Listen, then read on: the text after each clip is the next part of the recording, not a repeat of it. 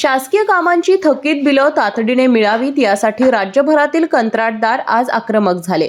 वारंवारच्या आंदोलनानंतर दिलेला अल्टिमेटम आज संपल्याने संतप्त कंत्राटदारांनी आज बेमुदत काम बंद आंदोलन सुरू केलं। कोल्हापूर जिल्ह्यातील शासकीय कंत्राटदारांनी जिल्हा परिषद आणि सार्वजनिक बांधकाम विभागाच्या कार्यालयासमोर बेमुदत ठिय्या आंदोलनाला सुरुवात केली।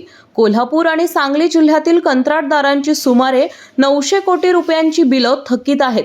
तरीही शासनाकडून नवीन कामांची टेंडर प्रक्रिया सुरूच ठेवली जाते। या विरोधात कंत्राटदारांनी आक्रमक भूमिका घेतली असून थकीत बिलं तातडीने द्यावीत आणि नवीन टेंडर प्रक्रिया थांबवावी अशी मागणी केली आहे। अध्यक्ष किशोर जामदार आम्ही जसं मागाशी मी सांगितल्याप्रमाणे आम्ही त्यांना निवेदन दिलेलं आहे। 15 तारखेपर्यंत त्यांनी कुठलाही पर्याय काढलेला नाही। त्यामुळे आता आम्हाला पुढे साखळी उपोषणासाठी जावं लागत आहे। 15 तारखेपासून हे बेमुदत उपोषण चालू राहणार। आम्ही याच्यामध्ये मागण्या हेच आहेत की आमची जी झालेली कामं आहेत त्याचा निधी लवकरात लवकर उपलब्ध करून द्यावा। जसे की आता PWDला जी 0304 चे हेड आहेत त्याचे पैसे बाकी आहेत। जलजीवन मिशनचे पाणी पुरवठ्याचे मोठ्या प्रमाणात देयके बाकी आहेत।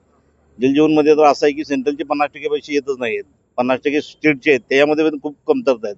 आता हा मे महिना चालू होणार आहे, पाणी टंचाई चालू होणार आहे आणि याच्या तोंडावरती यांनी जर निर्णय काढला नाही तरी पाणी टंचाईचाही प्रॉब्लेम चालू होईल आणि हा विनाकारण विद्रोह एक कॉन्ट्रॅक्टरच्या मनामध्ये चालू झाल्यानंतर सर्व कामे जर बंद पडली तर याचा सगळ्यांना जनतेला पण त्रास होणार आहे। आम्हाला हे काही जाणून बुजून करायचं नाही आहे। पण गेले 2 वर्ष झालं आम्ही मागत आहे, त्यांच्याकडे मागणी करत आहे। त्यांच्याकडून कुठल्याही प्रकारचा ठोस पर्याय येत नाही। त्यामुळे आता आम्ही साखळी उपोषण चालू केलेलं आहे। आम्ही कोल्हापूर जिल्हा गव्हर्नमेंट कॉन्ट्रॅक्ट असोसिएशन तर्फे हे काम बंद आंदोलन करत आहेत आणि याला पूर्ण राज्यव्यापी स्वरूप आहे। प्रत्येक राज्यामध्ये प्रत्येक जिल्ह्यामध्ये हे आंदोलन चालू आहे। महाराष्ट्र राज्य सेवा संघाचं जे आमचं मोठं संघटना आहे त्याच्यातर्फे पण हे आंदोलन चालू आहे आणि आंदोलन आता हे आमचं बेमुदत उपोषण होत आहे।